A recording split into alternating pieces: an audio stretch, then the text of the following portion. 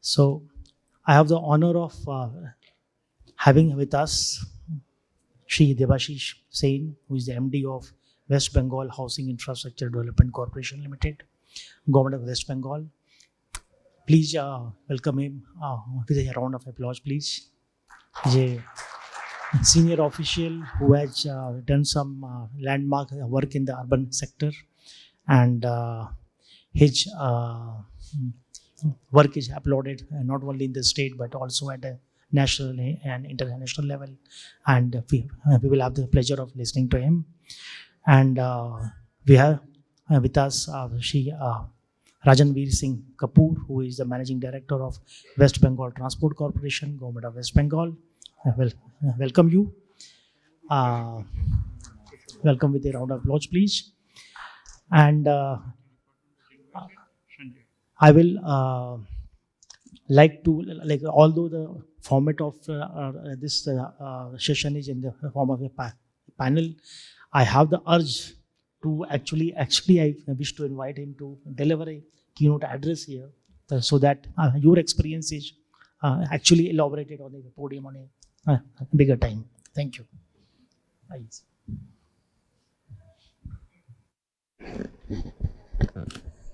Good afternoon, everybody.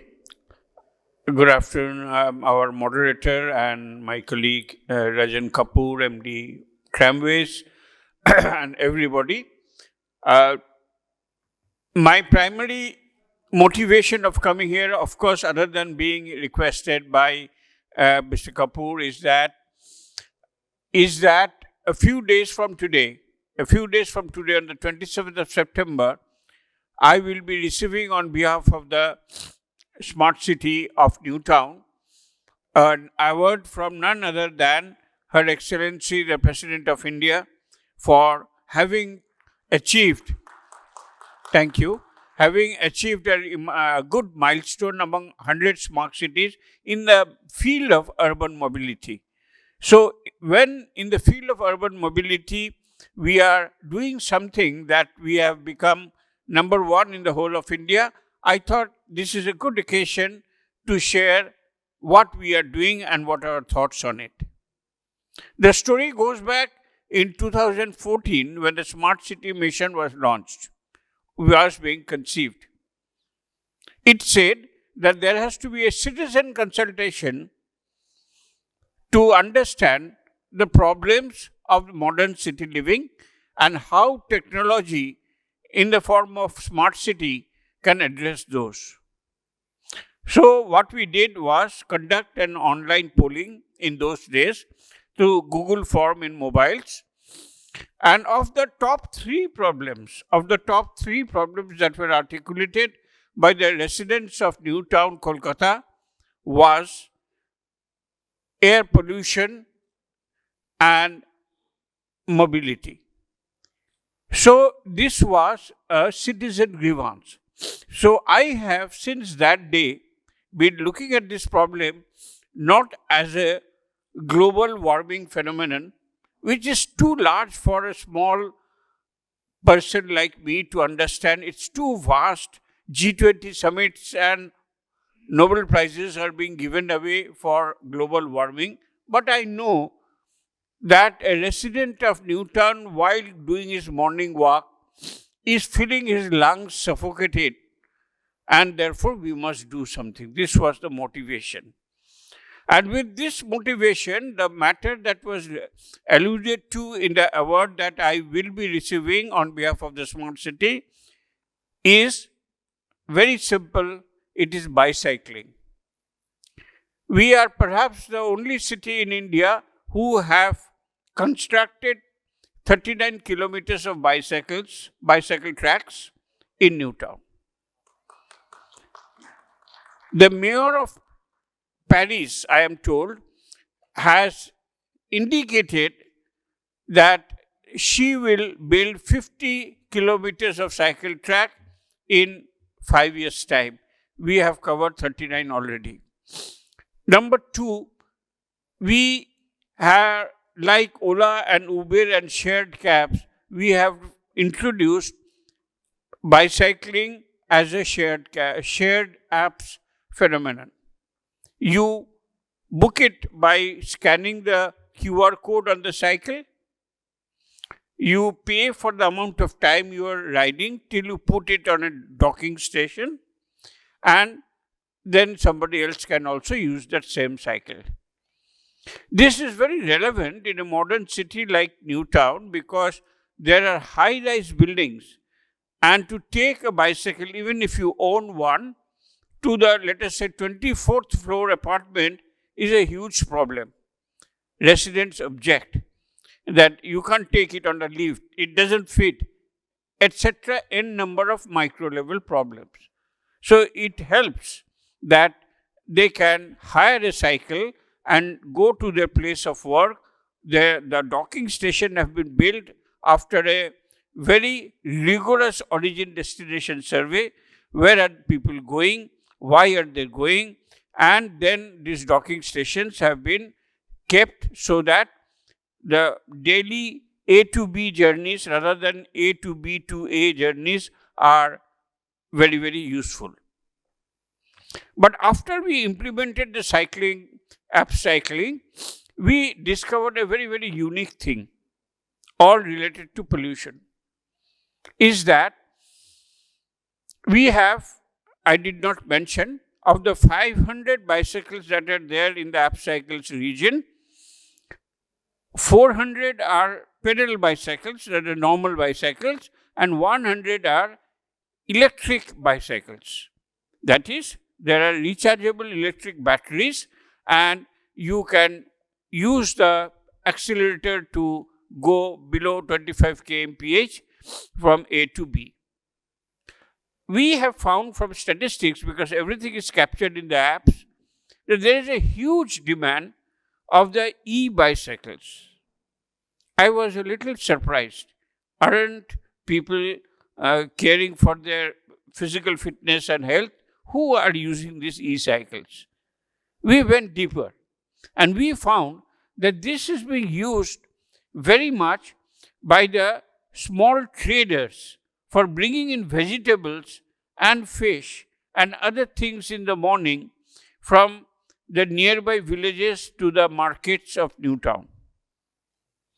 This was a great revelation.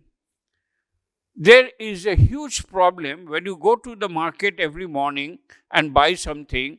The goods that are fresh goods, perishable, I'm not talking of the tinned food and packed foods. The fresh from the field foods have to be borne individually to each and every market, starting from New Market, Baliganj, Godiahat, Maniktala, what have you. Every neighborhood market, these things have been brought in. How are they coming? They are coming by very, very informal means. And some of them have started using the e-cycles, apps e-cycle. They have downloaded the apps. They are using it through their Paytm wallet or whatever wallet they have. And this is becoming very, very interesting thing.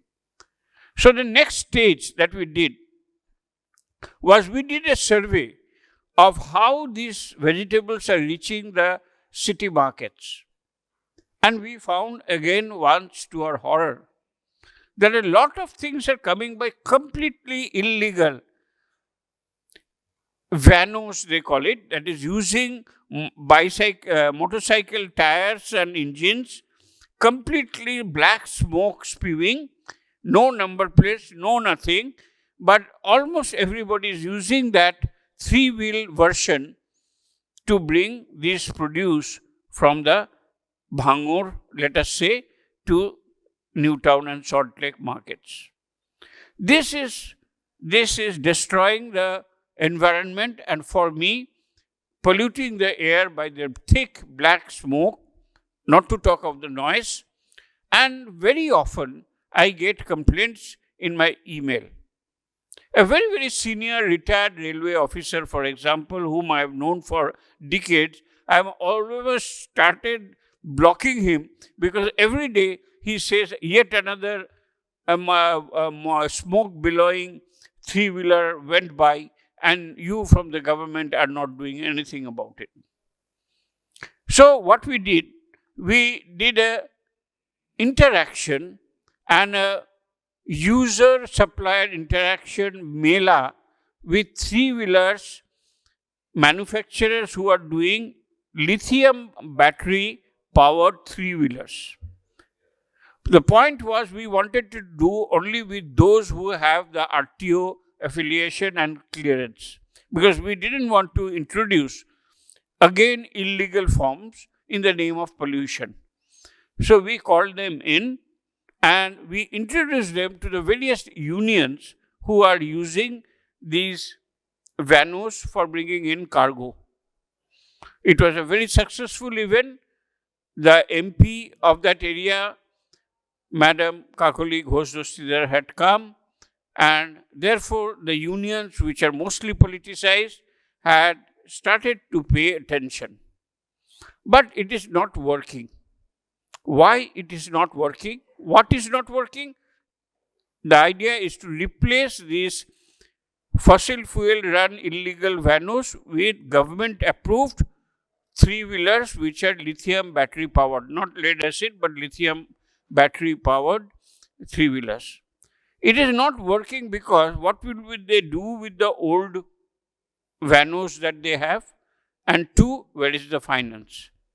Finance also, we tried to talk to banks and see if they could do some EMI or weekly installments, etc. There have been inquiries, but not too much. As a last resort, I have appealed to one or two corporates that I know to sponsor through their CSR funds 100 such battery powered Totos. And why 100, they said? You have, in our estimation, there are 642 such fossil powered illegal cargo vanos. We said, let us give 100, we'll give it by lottery. Those who have a proper permit from the RTO, we will give it to them free of cost so that others can see the benefits and can slowly, we can make a transformation. Of course, if somebody can give all 642, it will be even better. But that is not possible going by the numbers that we found. And at least one of the corporates that I have spoken to is half agreed. So I cannot give the name right now because it will spoil the chances. So if that is so, we will have done another great improvement in the matter of reducing urban pollution in the transportation of cargo in the short distance from the local villages to the local markets. It is because of these efforts that we have been recognized as one of the pioneers in the matter of reducing pollution in the matter of urban mobility. And the last point that I will make is, even as I speak here before you today, a campaign is going on in one of the corporates in Newtown, where we are trying to impress upon the management to send out a message among its managers and officers that they should also use e-cycles or plain cycles in coming to work, reducing the cars and other motorcycles being used. So thank you very much for giving me this opportunity. I do think that cargo movement also should be targeted in the urban level to reduce pollution. Thank you. So, first of all, sir, congratulations for this recognition by the Honorable President of India for the urban mobility initiative. And you mentioned about this cycling track, which is, so I live in Noida and I always think about if we had a cycling system there, I would actually like to go by office to bicycle rather than take a car. So thanks for creating this infrastructure in Calcutta, which is a great thing. And I hope that other cities will also get inspired by this. So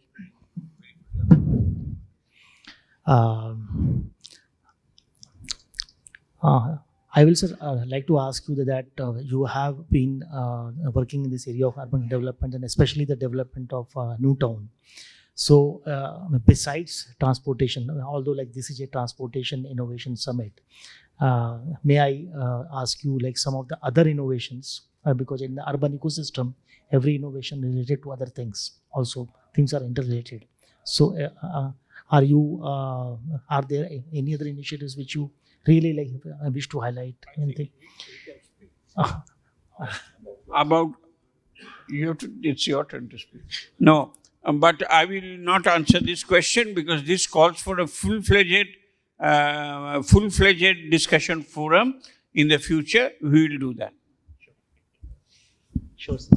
So, So you got what you wanted. Now you can ask me a question that pertains to transport. sure. Actually, I was wanting to like use the opportunity to listen to him more, but it's okay. So I will request the MD sir to speak about the various innovations which are happening in your department, and how you are thinking about especially in the whole day people have talked about, especially about electric vehicles, innovations in the transportation sector itself. See, I tell you, there is a lot of misperception.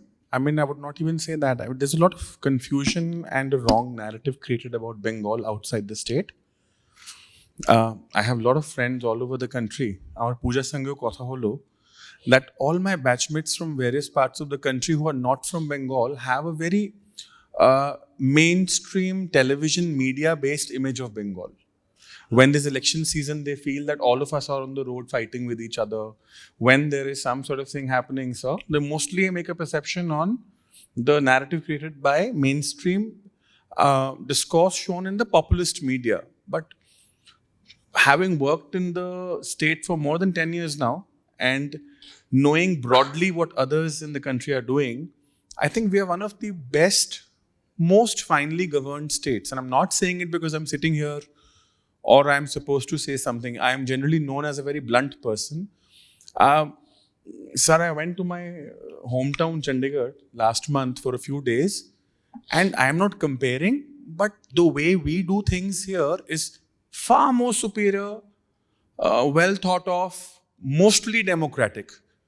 So if I have to, let's assume, give any planning for trams, I will not take a suo motu decision. My officers will come, they will give their opinion, and mostly they will have an argument which is not hierarchy based or authoritarian based. So that's the wonderful thing about the state.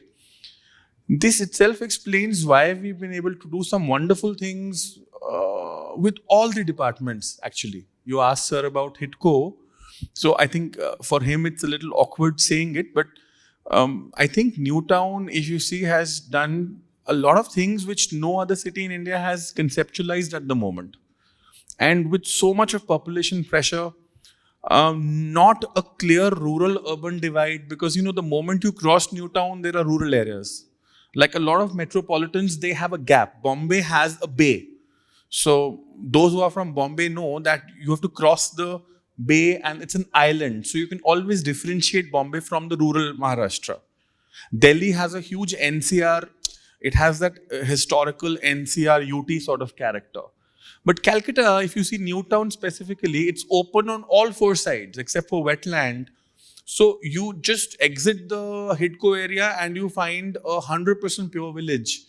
But still, despite all these challenges, I think if you go to Newtown, you'll realize we have done, so if you remember the electronic boards, we collaborated with you. So now in Newtown, just like in London and New York, you can see the ETA of your bus, 2 minutes, 3 minutes, and it works. It's working.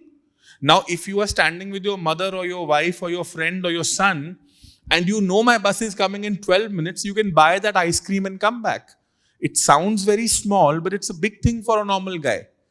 Kumar, you are waiting for somebody, you know my bus is in 20 minutes, you can finish something. You have a video call to take, your boss is calling you, you have to call your child, you can plan your life better. So we have a cycling street, if I'm not wrong. We have Wi-Fi's, we have a zero net waste emission, I've seen zero recycling. We have libraries and we have places for the senior citizens. We are catering to children with special needs. We have one of the biggest conference halls in the country, the Biswa Bangla Convention Center. I think as of today, I don't think I've seen many cities in the country like this. I'm well traveled, well exposed. But tell me about transport, what you were doing. So transport, sir, I've been here for 3 years now, sir. So we have made sure that trams don't die. We've kind of got the library, we got a food restaurant, we've done some heritage work with it. And with buses, sir, we've automated all the ticketing now. So our ticket, you don't have that manual ticket anymore. You will, if you board a bus, yes, POS machine. So each and every, even the so-called not very modern buses have a POS machine now. Okay, you will, and they can use the card, they can use the credit card, and all our ticketing is now digitally monitored. Prantosh, correct? So anytime, sir, I can tell him, he can tell me how many tickets are being sold. We have a control room where we can see all our buses are.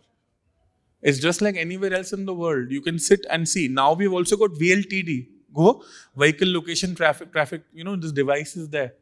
And we can see where are this, if God forbid, Bengal is very civilized with women and weaker sections. Generally, I am saying, very sensitive towards people who need support. And women are very strong. So I don't think a Nirbhaya kind of incident can ever happen, but we are well prepared. The emergency buttons being put in all the buses. And also in the taxis, I think. Also in the cabs. And ferries, we are coming up with electric ferry next year. We'll be the first in East India, sir.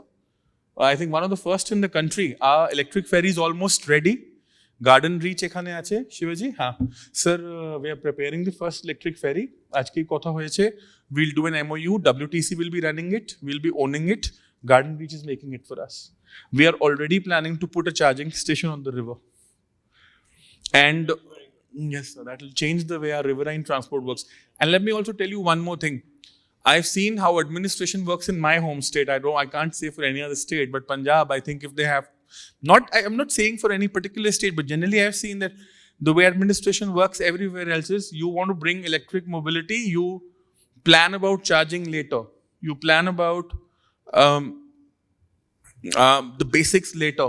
So we have not got our buses, but I'm glad to tell you we have already put our chargers in place. We have been in touch with CESC. Is anybody there from CESC here? Calcutta Electric Supply Company. We have already, sir, applied for all the charging stations from last 6 months. We said, listen, the buses may come in 2 years, but let's plan the charging station initially. So if you know how electric vehicles work, maximum expenditure is in the underground work of getting the high tension lines. We've already paid to CESC and SEDCL and we've done our work. So broadly, I would say we are on track and we try to fulfill the mandate of the government and the people as much as we can. And there is a general democracy in the offices where our organization is quite horizontal, quite flat. So it works. Would you say something about the yellow taxis being, apps? No. I wanted to ask you, is it also coming up? I saw somewhere in the papers. So there was a discussion to make it environment friendly because there has been an allegation that yellow taxis are very polluting. So we are actually mulling on 2 routes. One is to electrify it and one is to convert it into CNG. Now we have to see the financials of both and go for one of the 2 depending on the fund availability. Yes. CNGs are in short supply. My friend has got a CNG car and he always tells me I have to wait for hours to refuel. So better go to EV directly, I think. Yeah. Okay. So, Sir, I wish to ask you beyond like transport, briefly at least. So that some of the audience which are outside Calcutta are here. So if you can briefly like talk about some of the innovative work beyond transportation, which has happened in the new town area, and so that will be nice. I don't want to spoil the mood of this house where everybody is a transport specialist. But since it's a request from the CEO himself, I'll name 1 or 2 things that I think have had an impact. It's easy to do innovation and easy to say that we have done, but A, to sustain it, and B, does it really make a difference? Recently from Government of India, a team had come and they are doing a review of the smart city missions throughout India.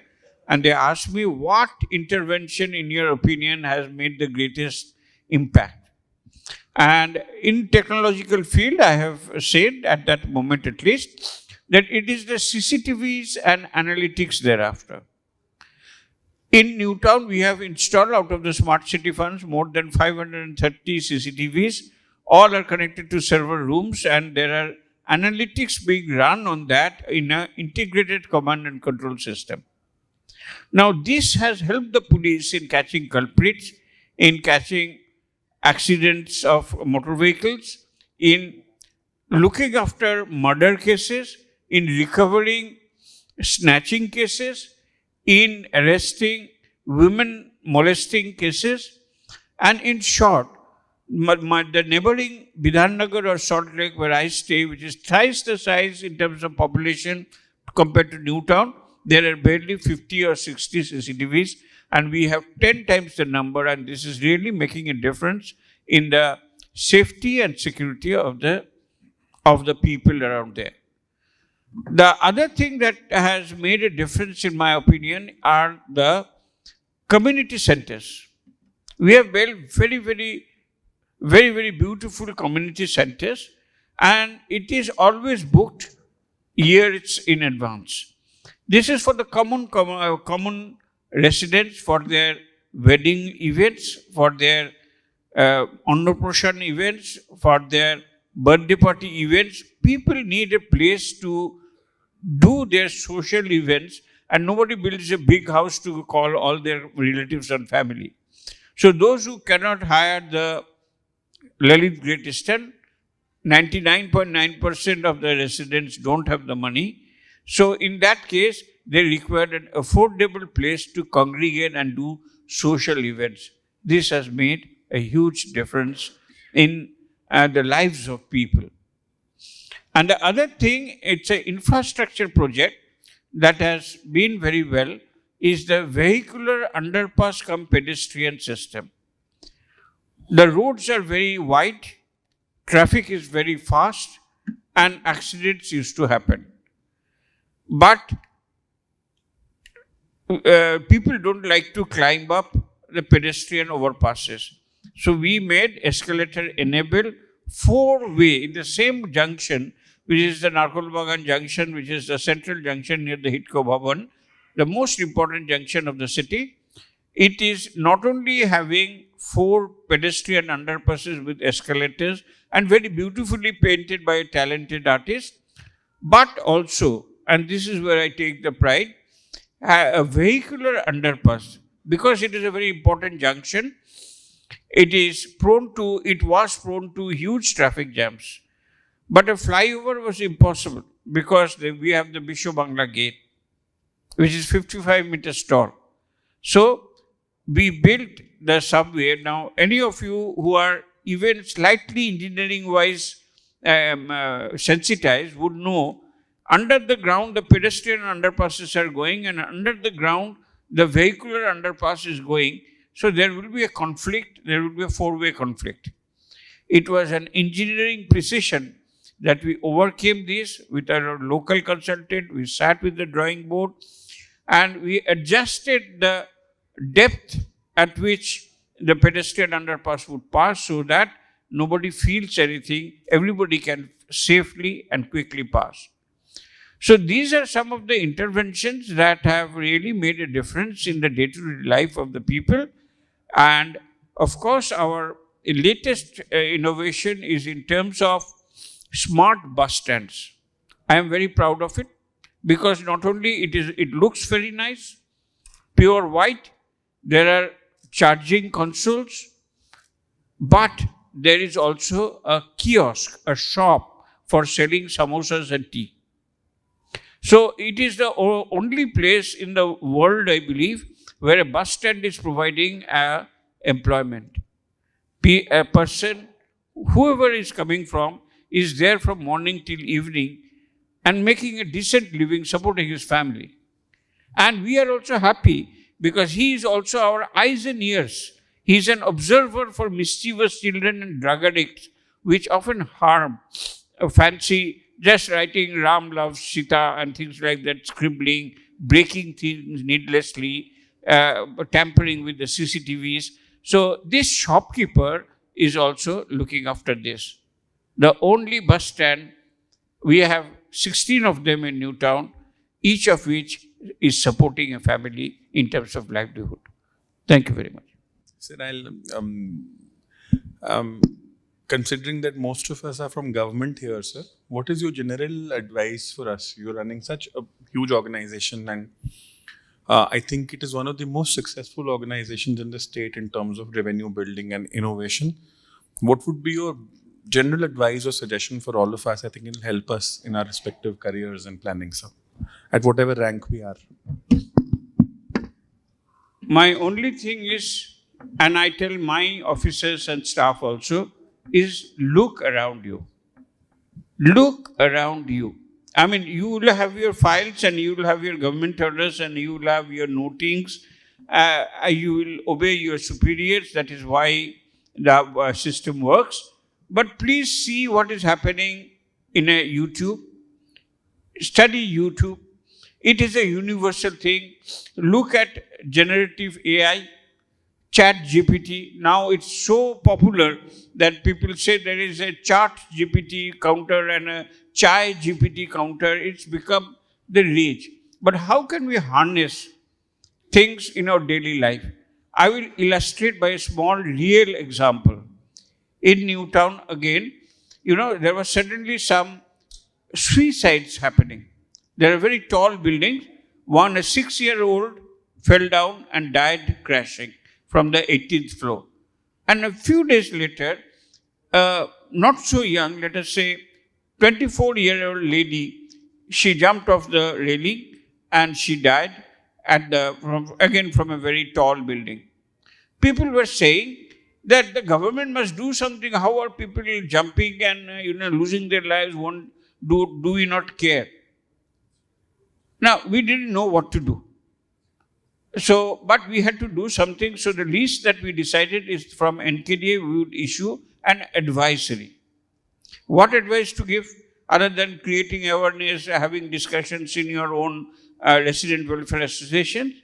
I put this question to ChatGPT and it gave a list of suggestions. One of the suggestions we incorporated in our official advisory, and it said that in the balconies, don't use horizontal bars, grills, use vertical. Because if it is horizontal bar, a small child can climb up like a ladder and fall or commit suicide. But if it's only vertical bars, this won't happen. We put this suggestion in the official advisory. You can check up the NKDA website and see the advisory relating to high-rise buildings. This is just an example. There are so many things that are happening so quickly. Soon our world will change beyond recognition. Most of us will have no work to do. Everything will be done by artificial intelligence and generative AI. So, to harness that power, that energy, because before we are made redundant, it is very necessary, and you don't need to learn coding. You don't need to know coding, but you need to dabble with it. It is so easy, you will be fascinated, but then try to acquire in whatever field of work you are doing. You should try to get out of something from this huge tool that has now come in. And so I end by saying that please, whatever work you are doing, see how you can improve upon the work by understanding. Basically, ChatGPT and generative AI tries to collate whatever is happening in the whole world to give you an answer. See if you can improve your work by that. Thank you very much.